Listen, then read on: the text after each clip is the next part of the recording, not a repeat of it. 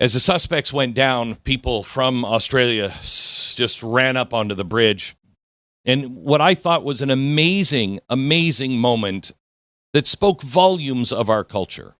The police were on top of these men, trying to administer care to keep them alive, while citizens, understandably, came up on the bridge and just started kicking them. Police jumped on those people and pushed them away and said, "Stop, stop, stop." And they did. Because we're not a culture of death.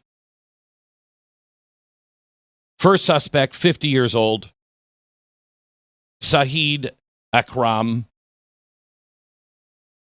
50 years old. He's a dad. The second suspect is his 24-year-old son.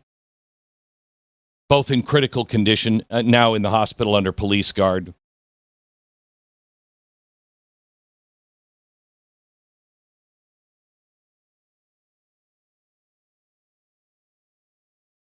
Let me ask you to imagine, just for a minute, what it must feel like to be Jewish today.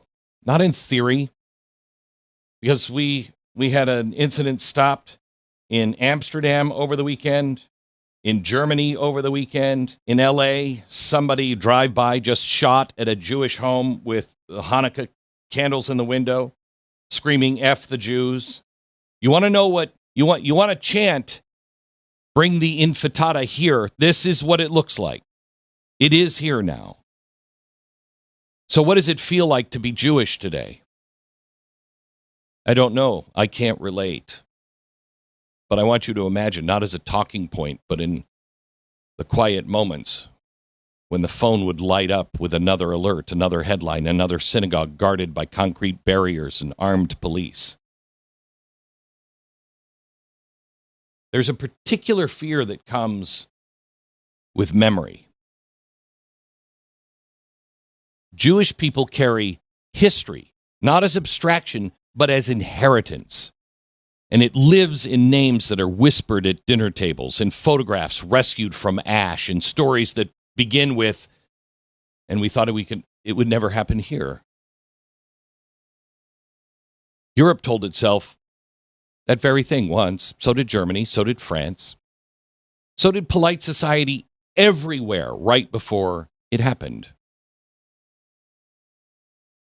And the world has been saying that for decades now. It would never happen here. And here we are again. And here we are, the worst we've seen in America. Shadows that all of us hoped were buried forever. Hatred with organization, ideology, hatred with teeth, violence, justification. They're no longer whispers. They're shouting it now in our streets. They're shouting it in the streets of Australia. They're shouting it in the streets of Germany and England and France and Norway. They're burning flags. They're firing guns. They're chanting not only death to the Jew, but death to the West, death to Canada, death to the U.S., death to Europe. This is no longer confined to the margins anymore. And the West is tolerating it. The West has explained it away. We've minimalized it. We've said it was a lone wolf. Sometimes we even excuse it. Just for the day, let's just stop and look at Australia for a minute. For years, Jewish communities there warned the officials. Anti-Semitism isn't theoretical. It's here. We're living it. We're seeing it. It's not just graffiti or angry words. It's metastasizing into something ideological and organized and deadly. And in Australia, the officials told them, calm down. Trust the institutions. We got it. Somehow or another, multicultural harmony would manage itself. But it didn't, because it doesn't. Ideology doesn't dissolve when it's ignored. It consolidates. It grows. And it has across the Western world entirely. Europe, Britain, Australia, Canada, the United States. It's the same pattern. Violent anti-Semitism, rising Jewish schools guarded like fortresses, Jewish families wondering whether visibility itself is now a liability. And yet, all across the West, officials hesitate to name the problem clearly.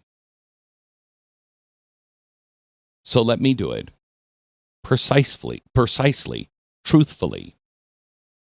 Islamism. Islamists. Not Islam. Not Muslim. If you're a Muslim, you want to live peacefully, worship freely, raise children, continue, to live and contribute to a society, and you're not an enemy of the West, I'm totally good with that. Look at the fruit cart guy. He apparently didn't hate Jews. He wasn't part of a culture of death. He stopped it. And millions do that every single day. But Islamicists, that's something entirely different. Islamism is a political ideology. It's not about faith. It is about power. It's the belief that society has to be governed by religious law, Sharia law, that freedom of conscience is illegitimate, that women are subordinate, that dissent is heresy, and that the world and everybody in it has to submit. And it's very clear about all of this. It writes it down. It teaches it. It shouts it from the public square. For the love of Pete, it's everywhere. It chants it.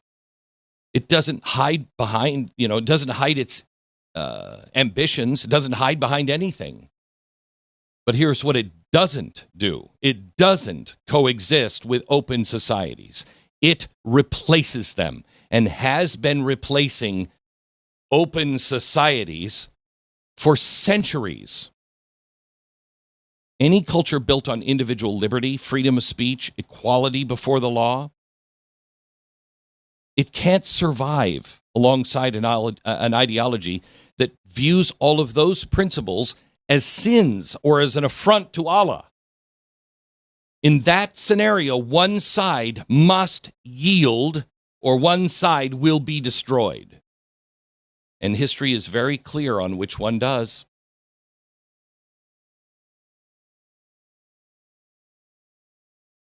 We're very different people.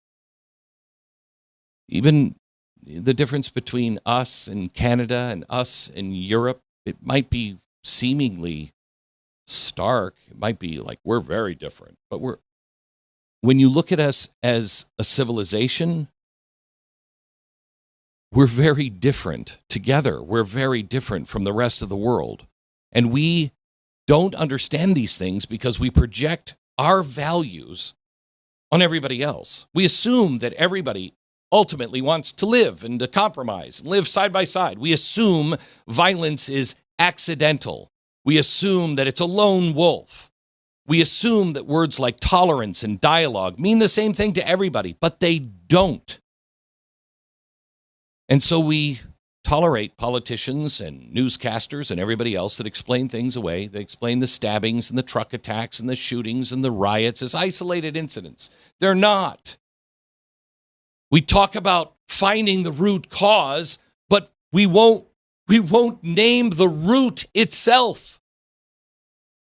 We call it extremism, as though it sprang out of nowhere, as though it was a weather event instead of a worldview that has been around for centuries.